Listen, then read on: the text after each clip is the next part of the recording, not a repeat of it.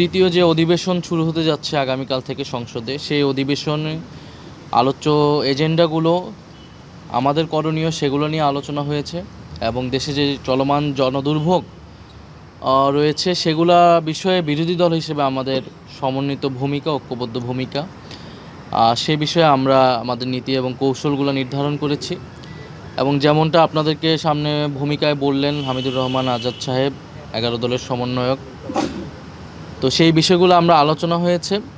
আমাদের আজকের আলোচনায় একটা বড় কনসার্ন এসেছে যে আমরা দেখতে পাচ্ছি যে আগামীকালকে যে অধিবেশন শুরু হতে যাচ্ছে সেখানে জাতীয় মানবাধিকার কমিশন আইন, সেটার খসড়া, সেটার বিল উত্থাপন হবে এবং পর্যায়ক্রমে গুমের আইন সহ আরও কয়েকটি গুরুত্বপূর্ণ অধ্যাদেশ, অন্তর্বর্তী সরকারের করে যাওয়া অধ্যাদেশ যেগুলো এই সরকার এসে ল্যাপস করেছিল প্রথম অধিবেশনে, সেগুলো তারা নিয়ে আসছে। তো এই বিষয়ে আমাদের বক্তব্য হচ্ছে, আমরা তখনই বলেছিলাম প্রথম অধিবেশনে যে এই অধ্যাদেশগুলো ল্যাপস না করার জন্য যদি কোনো পরিবর্তন প্রয়োজন হয় সেটাকে আইনে পরিণত করা এবং কোনো পরিবর্তন বা সংশোধন প্রয়োজন হলে সেটা আলোচনা সাপেক্ষে পরবর্তীতে আমরা এটা করতে পারবো। কিন্তু তখন তারা বলেছিল যে তারা আরও শক্তিশালী করে এই আইনগুলো নিয়ে আসবে। এবং আমরা সকলেই জানি যে বিগত 16 বছরে ফ্যাসিবাদী আমলে আমাদের প্রধানতম একটা জায়গা ছিল দেশের নাগরিকদের মানবাধিকার হরণ। যারা রাজনৈতিকভাবে ভিন্নমত পোষণ করত, ধারণ করত, তাদেরকে গুম করা হয়েছে, নির্বিচারে নির্যাতন করা হয়েছে, আইনশৃঙ্খলা বাহিনী দ্বারা রাষ্ট্র কর্তৃক এই নির্যাতন বিভিন্ন সময় করা হয়েছে এবং যার কোনো জবাবদিহিতা ছিল না। মানবাধিকার কমিশন একটি ছিল, বিচার ব্যবস্থা ছিল, কিন্তু কোনো ব্যবস্থাই সেই সময় কিন্তু কাজ করে নাই, কারণ দেশে গণতন্ত্র ছিল না, ফলে মানবাধিকার সুরক্ষিত হয়নি। ফলে আমাদের সকলের চাওয়া ছিল যে গণতন্ত্র প্রতিষ্ঠার পাশাপাশি গণতন্ত্র প্রতিষ্ঠার জন্যই আমাদের মানবাধিকার এই বিষয়টা যাতে সুরাহা হয়, দেশে যাতে কারো মানবাধিকার হরণ না হয়। এবং গুমের বিষয়টা বাংলাদেশে আমরা আর কোনো গুমের ঘটনা আমরা দেখতে চাই না, যদিও আমরা এই সরকারের সময় একটি গুমের ঘটনা কিন্তু শুনতে পেরেছি মিরাজ শেখ নামে। এখন আপনারা জানেন যে অলরেডি সেই খসড়া মন্ত্রিপরিষদে যেটা আলোচনা হয়েছে সেটা কিন্তু সামনে এসেছে, পত্রপত্রিকায় এসেছে যে আগের থেকেও দুর্বলতর আইন হিসেবে 2009 সালের যে আইন ছিল মানবাধিকার কমিশনের, তার থেকেও দুর্বল হিসেবে একটা আইনের খসড়া নিয়ে আসা হচ্ছে এবং যেখানে মানবাধিকার কমিশন নিজস্বভাবে কোনো তদন্ত করতে পারবে না, যেটা যেই বিগত অধ্যাদেশে ছিল।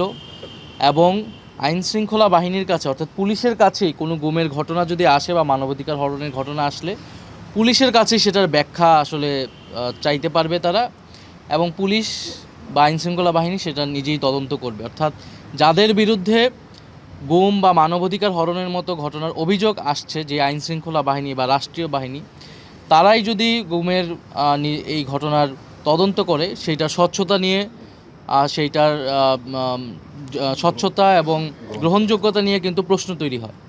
ফলে এই যে আইনটি করা হচ্ছে বা খসড়া আনা হচ্ছে, এটা খুবই পরিকল্পিতভাবে দেশে আগের থেকেও, তার মানে বোঝা যাচ্ছে যে মানবাধিকার হরণ হতে পারে, হবে, এবং সরকার কোনো রাষ্ট্রীয় বাহিনীকে দিয়ে এটা করাবে এবং কোনো ধরনের জবাবদিহিতা যাতে নিশ্চিত করা না হয়, এই কারণে তারা এরকম একটা আইন আসলে করতে যাচ্ছে। ফ্যাসিবাদী আমলের থেকেও একটা খারাপ আইন তারা আনার চেষ্টা করছে, যেটা আমরা মনে করি যে গণ অভ্যুত্থানের যে আকাঙ্ক্ষা, গণতন্ত্রের যে আকাঙ্ক্ষা, সেই আকাঙ্ক্ষার পরিপন্থী। গুমের আইনকেও তারা এরকম দুর্বলতর করে হিসেবে আনছে।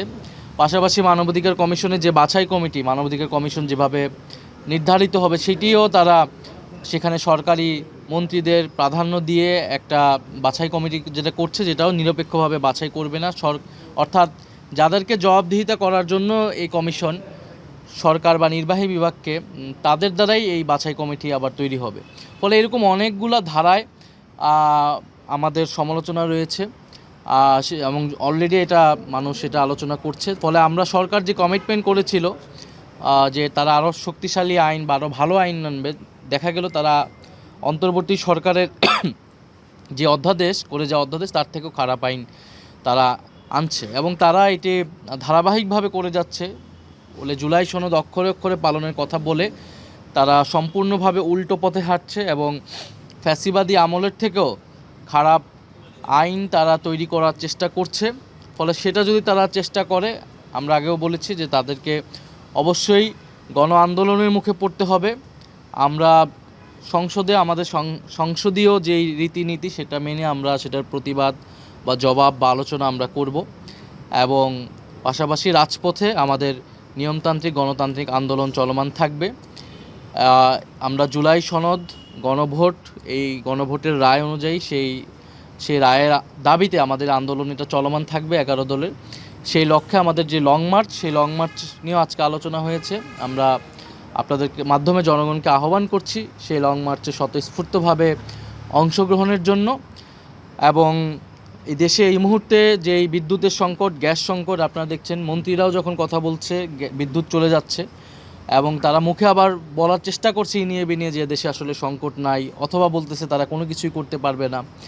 এবং আরেকটি সংকট যুক্ত হয়েছে, সেটা হচ্ছে সার সংকট। সার সংকটের কারণে আমাদের কৃষকদের ভোগান্তি তৈরি হচ্ছে। ফলে এর মধ্য দিয়ে তারা আবার এই ধরনের ঘৃণ্য আইন পাশ করার চেষ্টা করছে।